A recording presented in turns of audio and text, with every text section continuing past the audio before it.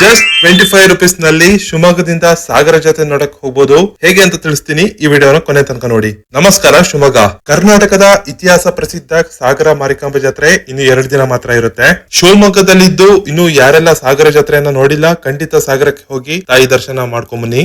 ಮೊದ್ಲೇ ಹೇಳಿದಾಗೆ just 25 rupees ನಲ್ಲಿ ಶಿವಮೊಗ್ಗದಿಂದ ಸಾಗರಕ್ಕೆ ಬರ್ಬೋದು. ಶಿವಮೊಗ್ಗದಿಂದ ಮಧ್ಯಾಹ್ನ 2:30ಗೆ ಸಾಗರಕ್ಕೆ ಟ್ರೈನ್ ಇದೆ.